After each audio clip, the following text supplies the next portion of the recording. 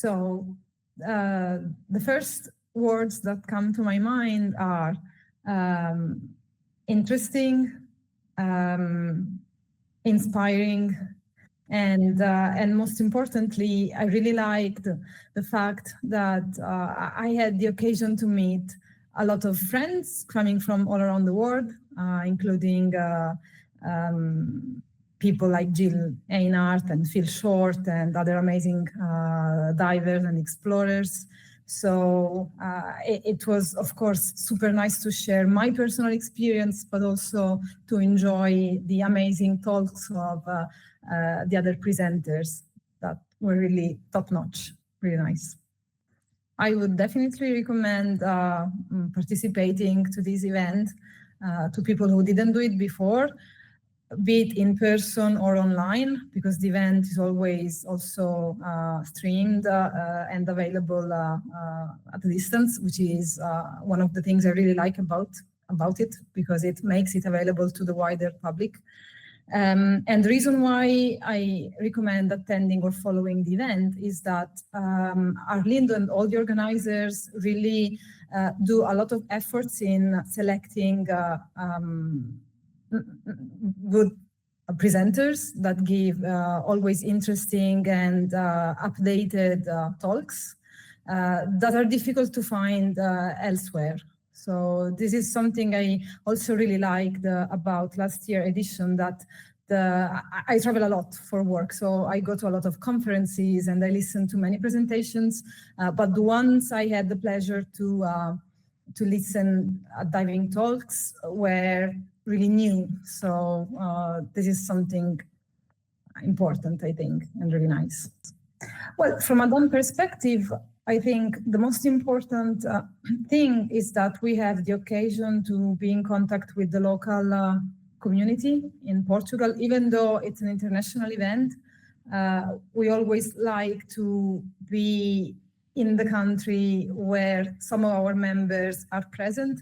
There are not a lot of diving-related events, international events in Portugal. So for us, it's really nice to participate, because there are few other occasions to do so. Other than that, it's of course also nice to meet with the other companies that sponsor or participate to the event. And these are always the best occasions to create new, to do networking, to create new partnerships or collaborations. So yes, from a DAN perspective, it's a good event. From the DAN side, we are working extensively on improving our telemedicine system. We will very soon launch a new device that divers can use to better help us collect their diving profiles and contributing to our citizen science programs, and also having in return personalized decompression risk analysis after the dives that they do. And I think this is very exciting. We've been working on it for many years, but now we're finally ready with real tools that the divers that want to participate to our research programs can use. From my personal side and my projects and explorations, I keep working a lot with my diving buddies from the SDSS, the Society for the Documentation of Submerged Sites, on new wrecks. We will soon include new wreck models in the virtual museum that we have launched last year, that is underwaterhistory.org. I'm really also excited that we have started diving in a new location, which is in Gibraltar, close to Gibraltar. And we are finding new wrecks there. So news coming soon. Well, that will have an important impact on the diving activity, AI, especially machine learning, all these new technologies.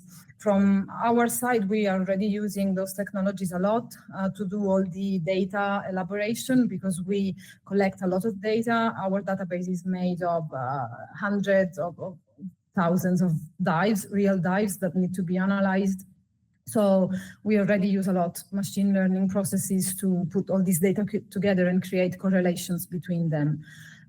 We are also working together with other companies. Of course, I cannot, mention them now, but companies that are investing a lot in producing tools that people can wear, and these tools will record the vital data, biological data of the person wearing them, including fatigue and stress levels, how well or not well the person slept the night before, for example. So the idea is to have tools that can also give a better indication to the divers if, for example, that day is a good day to dive based on their previous week, for example, health conditions that include heart rate, quality of sleep, and all of these factors that we already know, thanks to our research, have an impact on, can have an impact on the risk